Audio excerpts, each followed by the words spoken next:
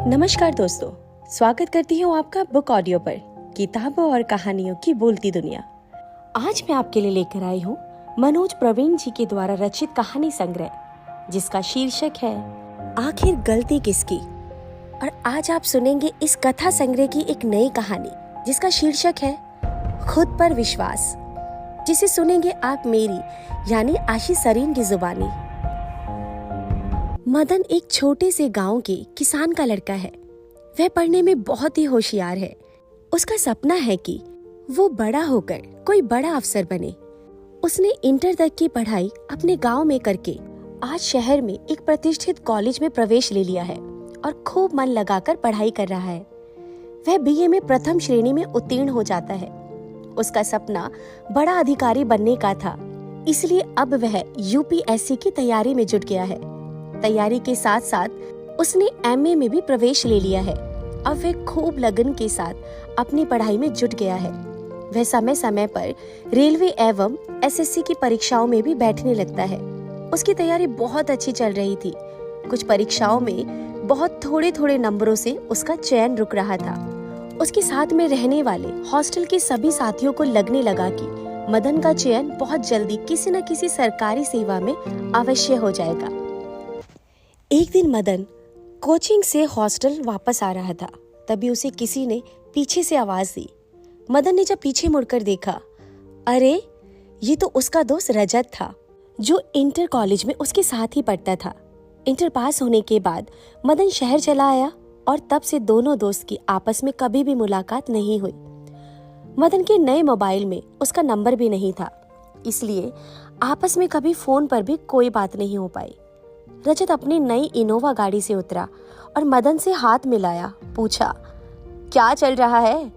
मदन ने कहा कि मैं एमए कर रहा हूँ और साथ ही साथ यूपीएससी की तैयारी में लगा हूँ। और तू बता, क्या कर रहा है?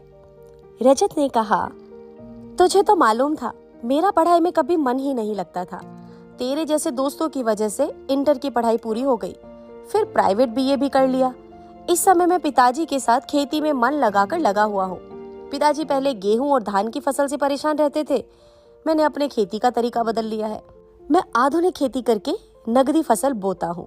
आज ईश्वर की कृपा से खेती के बल पर इनोवा गाड़ी, एक बड़ा मकान गांव में और एक शहर में भी बना लिया है। इस वर्ष पिताजी को गांव का प्रधान बनाना है, उसी की तैयारी में लगा हूँ। अब तेरे भाई की चांदी ही चांदी है।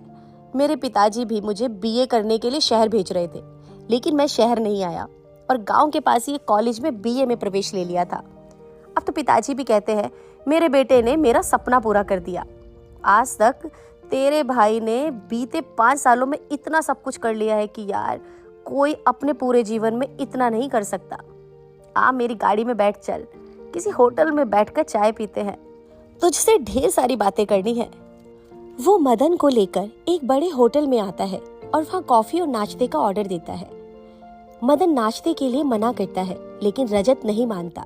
वो मदन के मना करने के बाद भी पिज्जा और कॉफी मंगा लेता है। रजत मोबाइल में अपने गांव का घर और शहर का नया मकान दिखाता है, जो बहुत ही महंगे लग रहे थे। मदन ने रजत को बधाई दी और कहा, यह सब तेरी मेहनत का फल है। रजत ने कहा, भाई ये सब कुछ नहीं, तेरे भाई का सपना बहुत ऊंचा है। एक दिन तेरे भाई के पास वह सब कुछ होगा जिसका सपना एक आदमी अपने जीवन में देखता है। उसके बाद दोनों दोस्त नाश्ता करते हैं और कॉफी पीते हैं। रजत कहता है, यार तुझे तेरी भाभी की फोटो तो दिखाई नहीं, देख इसी के साथ मेरी सगाई होने वाली है। यह लड़की इंटर कॉलेज में अध्यापिका है। इसके पिताजी बहुत जिद कर रहे थे। लड़की भी देखने में बहुत अच्छी लगी, इसलिए हमारे घर वालों ने हाँ कर दी। तुझे ये लड़की कैसी लगी? मदन कहता है, सुंदर है भाई। रजत कहता है, बिल्कुल, जो भी देखता है वो यही कहता है। उसके बाद वेटर बिल लेकर आता है तो रजत बिल लेकर पैसे देने लगता है, लेकिन मदन ने दिखावे के लिए कहा, नहीं यार, पहली बार तो मिले हैं, इसलिए इसका बिल मैं भरूंगा। रजत कहता है, चल चल ठीक है भाई, मैं तेरी बात नहीं काटूंगा। अब मदन बड़े दुखी मन के साथ बिल के पैसे देता है। वेटर जब बिल के रुपए काउंटर पर जमा करने के उपरांत शेष 50 रुपए वापस करने आता है और जैसे ही मदन उस रुपए को लेने के लिए हाथ बढ़ाता है, तभी रजत कहता है, ले जा भाई, तू रख ले, ये तेरी टिप है। वो मदन से कहता है कि मदन, इन गरीबों का भी ख्याल रखना पड़ता है। इनके होटल के मालिक इन्हें क्या देते हैं, उतने में इनका तो खर्च भी नहीं चल सकता, इतनी महंगाई आ गई है। उसे 50 रुपए देने में तो मदन की जान ही निकल गई, क्योंकि उसे पता है कि कितनी मुश्किल से पैसे आते हैं। उसके बाद रजत उससे कहता है, यार दिल तो था तेरे साथ हॉस्टल तक चलने का, लेकिन मुझे थोड़ी जल्दी है, फिर कभी तेरे हॉस्टल पर आऊंगा। इतना कहकर वह मदन से हाथ मिलाता है और अपनी गाड़ी में बैठकर चला जाता है। एक साथ इतने रुपए नाश्ते में खर्च हो जाने से मदन की हालत खराब हो चुकी है। संकोच में उसके आज पैसे काफी खर्च हो गए थे। अब उसे रजत से मिलना एक बुरे सपने की तरह लग रहा था। थोड़ी देर बाद मदन हॉस्टल पर आ गया और रजत के द्वारा कही गई बातों के बारे में सोचने लगा। अब उसका चित्त डगमगा रहा था। उसके दिमाग में अब अजीब तरह के विचार आ रहे थे। वह पढ़ने बैठता है तो रजत की गाड़ी, घर और उसके ऐशो आराम उसकी आंखों के सामने आ जाते हैं। ये सब सोचकर वह विचलित हो जाता है। आज सारी रात इसी सोच में उसे नींद नहीं आई। वह बार बार बेचैन होकर घूमने लगता है, तो कभी पानी पीता, कभी सोने की कोशिश करता, लेकिन सो नहीं पाता। जैसे तैसे उसे आधी रात के बाद नींद आई। सुबह फिर से वह अपनी पढ़ाई में लग गया, लेकिन रजत का ख्याल उसे रह रहकर बेचैन कर रहा था। आज वो कोचिंग गया, लेकिन वहां भी बार बार उसका दिमाग रजत द्वारा कही गई बातों पर चला जा रहा था। धीरे धीरे 1 माह का समय बीत गया। उसकी तैयारी में अब कोई वृद्धि नहीं हो रही थी, बल्कि इस बार की परीक्षा में उसके अंक और भी कम आ गए, जबकि प्रश्न पत्र पिछली बार से बहुत आसान था। इस बार की तैयारी और परीक्षा के परिणाम ने उसे और ज्यादा विचलित कर दिया। अब वह सोचने लगा कि अगर मेरा चयन किसी नौकरी में नहीं हुआ और मैं लौटकर घर गया तो सभी गांव वाले, रिश्तेदार मुझ पर हंसेंगे। वो कहेंगे कि इस लड़के ने इतनी तैयारी की, उसके बाद भी कुछ नहीं कर पाया और लौटकर घर आ गया। फिर उसके दिमाग में उन बातों का जवाब भी आ जाता कि यदि नौकरी नहीं मिली तो गांव जाकर खेती कर लूंगा। उसके दिमाग में फिर प्रश्न उठता कि यदि उसे लौट कर गांव में खेती ही करनी थी तो इतना पैसा शहर में क्यों खर्च किया, ये काम तो पहले भी कर सकता था। अब इसी तरह के नकारात्मक विचार उसके दिमाग में आने जाने लगे। अंततः उसने विचार किया कि मुझे पहले घर जाना चाहिए और घर जाकर रजत की बात माँ और पिताजी को बतानी चाहिए। घर वाले क्या कहते हैं पहले ये जानते हैं। वह घर आकर अपने माँ पिताजी से रजत के बारे में बताता है। उसकी माँ को तो उसकी बात समझ में आ जाती है। वह कहती है, हमारे पास तो उससे कहीं ज्यादा खेत है, अगर तू मेहनत करेगा तो उससे भी ज्यादा पैसा कमा लेगा। लेकिन उसके पिताजी उसे ऐसा करने से मना करते हैं। बेटा, इन कामों में बहुत मेहनत है और किसानी तो एक जुआ के समान है। इसमें किस्मत का बड़ा हाथ होता है। कितना भी अच्छा कर लो, अगर किस्मत में नहीं है तो सामने की फसल देखते देखते नष्ट हो जाती है और किसान हाथ मलता रह जाता है। माँ बेटे अपने ही जिद पर अड़े थे। माँ कहती है, बेटा तू अपने पिताजी को कह दे, उनकी तबीयत भी सही नहीं रहती और ये दिन रात खेती में लगे रहते हैं। आज तक इस किसानी से कोई बड़ा काम नहीं कर पाए। आज अगर इनको एक बेटी होती तो ये उसका हाथ पीला भी नहीं कर पाते। इनकी खेती से तो हो चुकी थी बेटी की शादी, खेत बेचने के बाद ही बेटी की शादी होती। पिताजी अब बेबस हो चुके थे। माँ बेटे के आगे हार मानकर उन्होंने भी कह दिया, ठीक है, तुम्हें जो अच्छा लगे करो, लेकिन एक बार फिर सोच लेना, कहीं तुम्हारा फैसला तुम्हें जीवन भर पछताने पर मजबूर ना कर दे। मदन को उनकी बातों से कोई फर्क नहीं पड़ता, क्योंकि अब वो पूरी तरह से खेती करने का मन बना चुका है। अब मदन एमए उत्तरार्ध की परीक्षा देने के बाद पूरी तरह से खेती करने में जुट जाता है। वो अच्छे किस्म के पीपरमेंट अपने खेतों में लगाता है। उसकी फसल बहुत अच्छी तरह से तैयार होने लगती है। मदन अपनी माँ से कहता है, माँ, ईश्वर ने चाहा तो जल्द ही मैं घर की तस्वीर बना दूंगा। कुछ दिनों बाद बहुत तेज बारिश होती है और यह बारिश काफी दिनों तक होती रहती है। कई वर्षों बाद इतनी तेज बारिश हुई थी। ज्यादा बारिश होने के कारण नदी का बांध टूट जाता है और इलाके की सारी फसलें जलमग्न हो जाती हैं। काफी दिनों तक पानी भरे रहने से मदन की सारी फसल सड़ जाती है। फसल के अचानक ऐसे नष्ट हो जाने के कारण मदन बहुत दुखी हो जाता है। मदन के माता पिता उसे समझाते हुए कहते हैं, बेटा, खेती किसानी में तो ये सब लगा रहता है, इसलिए मैंने तुम्हें पहले भी समझाया था कि किसी भी कार्य में धैर्य की अत्यंत आवश्यकता होती है। अब जो बीत गया उसका शोक मत करो, आगे की तैयारी करो। मदन दूसरे साल फिर 2 गुनी मेहनत से काम करता है। इस बार फसल भी अच्छी होती है, लेकिन पूरे इलाके में फसल अच्छी होने से उसका मुनाफा घट जाता है। इस बार भी मदन को बहुत ज्यादा लाभ नहीं हुआ जितना उसे होना चाहिए था, लेकिन उसको नुकसान भी नहीं हुआ। गेहूं और धान से अच्छी कमाई हो गई। मदन का हौसला बढ़ाने के लिए इतना पर्याप्त था। मदन तीसरे साल भी फसल तैयार करने में खूब मेहनत करता है, लेकिन पानी की कमी के कारण फसल में रोग लग जाता है। मदन ने खेत में कई तरह की दवाओं का छिड़काव कराया, लेकिन उसकी काफी फसल खराब हो जाती है। इस बार भी मदन को बहुत कुछ ज्यादा लाभ नहीं हो पाया। अब उसका सब्र टूटने लगा था। वह 3 साल के अथक परिश्रम से भी कुछ ऐसा नहीं कर पाया जिससे उसके सपने पूरे हो सके। मदन की उम्र ज्यादा हो रही थी, इसलिए उसके पिता ने मदन की शादी भी कर दी।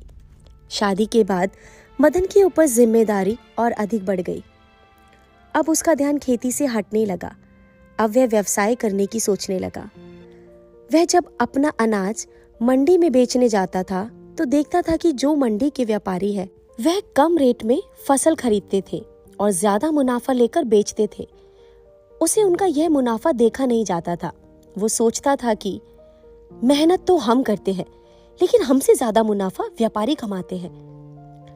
अब मदन खेती का काम छोड़कर व्यापारी बन जाता है और मंडी में थोक के भाव सामान किसानों से खरीदकर दुकानदारों को बेचने लगता है। इसमें भी कभी कुछ लाभ होता है तो कभी नहीं होता है। कभी कभी थोड़ा बहुत नुकसान भी हो जाता था। अब उसके पास कोई दूसरा चारा भी नहीं था, इसलिए वो व्यापारी का कार्य ही पूरे मन के साथ करने लगा। व्यापारी बनने के कुछ दिनों बाद उसको एक पुत्र की भी प्राप्ति हो जाती है। एक दिन वह अपने गल्ले पर नहीं था, उसका नौकर उसके गल्ले पर बैठा हुआ था। तभी एक दलाल आता है, कुछ सामान सस्ते में दिलवाने को कहता है, लेकिन बदले में 3% कमीशन मांगता है। वो नौकर कहता है, मालिक अभी आ रहे हैं, मैं तुम्हारी उन्हीं से बात कराता हूँ। उसकी बातें सुनकर वह दलाल आगे दूसरी दुकान पर चला जाता है। जब मदन आता है तो नौकर उस दलाल की बात उसे बताता है तो मदन कहता है, कहाँ है वो दलाल? नौकर इशारा करते हुए बताता है, वो वहां पर खड़ा है। मदन को देखने में वह पहचाना हुआ लगता है। जब वह पास जाकर देखता है तो वो उसे पहचान जाता है। अरे, ये तो रजत है, ये यहाँ क्या कर रहा है? वो जैसे ही उसके पास जाने लगता है तब तक रजत किसी की मोटरसाइकिल पर बैठकर वहां से चला जाता है। मदन फिर उस व्यापारी से जिसके पास वह खड़ा था उससे उसके बारे में पूछता है। व्यापारी बताता है कि ये यहाँ का पुराना दलाल है, आज ये बहुत दिनों बाद मंडी में आया था। ये बहुत ही शातिर और नशेड़ी है। इसे जब थोड़ा बहुत मिल जाता है तो ये उस पैसे को ले जाकर किसी शराब के ठेके पे उड़ा देता है। यह 1 नंबर का आवारा है, कभी किसी की गाड़ी में, कभी किसी के साथ, जो इसे थोड़ा बहुत दे दे उसी के साथ चल देता है। बात नवाबों वाली करता है, कभी विधायक के साथ, कभी मंत्री के साथ फोटो खिंचवा लेता है, वही फोटो सबको दिखाता रहता है। अक्सर ये लोगों को ठग कर पैसे ले जाता है। भोले भाले लोग इसके झांसे में आ ही जाते हैं। इतना सब सुनते ही मदन को सब कुछ समझ में आ जाता है कि उस दिन भी ये किसी की गाड़ी में ही उसके पास आया होगा। इसके खुद के पास पैसे थे ही नहीं तो ये होटल में देता क्या? इसलिए इसने मुझे बिल का भुगतान करने से मना नहीं किया। अब मदन का सारा शरीर शून्य पड़ जाता है, जैसे उसे काटो तो उसके अंदर कोई खून ही ना हो। आज वह अपने द्वारा लिए गए निर्णय पर बहुत पछताता है कि उसकी अपनी इतनी अच्छी तैयारी होने के बाद भी उसने किसी की बातों में आकर अपनी पूरी जिंदगी बर्बाद कर ली। वह मंडी का काम निपटाकर घर आता है और एकांत में गुमसुम होकर बैठ जाता है। उसकी माँ पूछती है, क्या हुआ बेटा, आज तेरी तबीयत सही नहीं है क्या? वह कहता है, नहीं माँ, तबीयत तो ठीक है, लेकिन आज एक ऐसी घटना घट गई जिसने मुझे अंदर से झकझोर दिया है। उसकी माँ पूछती है तो वो सारी कहानी अपने माता पिता और अपनी पत्नी को सुनाता है। सभी हैरान हो जाते हैं, लेकिन उसके पिता को हैरानी नहीं होती। वह कहते हैं, बेटा, मैंने तो तुमसे पहले ही कहा था, किसी का देखकर कभी कोई काम नहीं करते। सबकी क्षमता अलग होती है, सभी की कार्यकुशलता भी अलग अलग होती है। प्रतियोगिता अच्छी होती है, किंतु किसी की होड़ करना अच्छी बात नहीं। अब मदन पश्चाताप के रूप में बड़ी धैर्य के साथ अपने व्यापार के साथ साथ पढ़ाई को पुनः शुरू करता है। अब वह मंडी में भी अपने नोटबुक को लेकर जाता है और घर आकर भी पढ़ाई जारी रखता है। अब तक उसने जो अपना अमूल्य समय बर्बाद कर दिया था, उसकी भरपाई के लिए वह अत्यधिक कड़ी मेहनत करने लगता है। उसने यूजीसी नेट का फॉर्म भरा और कड़ी मेहनत के परिणाम स्वरूप उसने नेट की परीक्षा पहली बार में ही उत्तीर्ण कर ली। नेट क्वालिफाई करने के बाद उसे विश्वविद्यालय में असिस्टेंट ऑफिसर के लिए अप्लाई कर दिया। वहां से उसका इंटरव्यू के लिए कॉल लेटर आता है, जिसको देखकर वो और उसके परिवार वाले बहुत खुश होते हैं। नियत तिथि पर वह इंटरव्यू देने जाता है।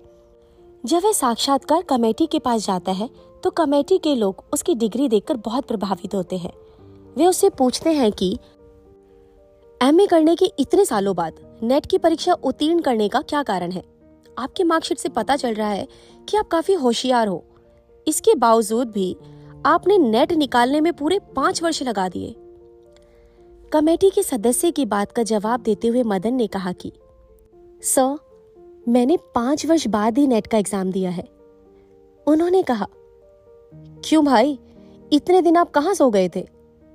मदन कहता है कि सर, मैं सो नहीं गया था, मैं तो खो गया था। मैं कुछ दिनों पहले ही खुद को ढूंढ पाया हूँ।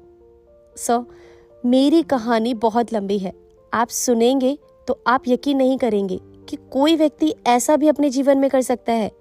मेरी कहानी सुनने में शायद आज का दिन भी इंटरव्यू के लिए छोटा पड़ जाए।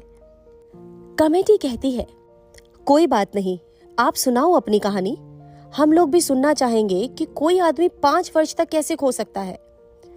फिर मदन ने कमेटी को अपनी पूरी कहानी सुनाई।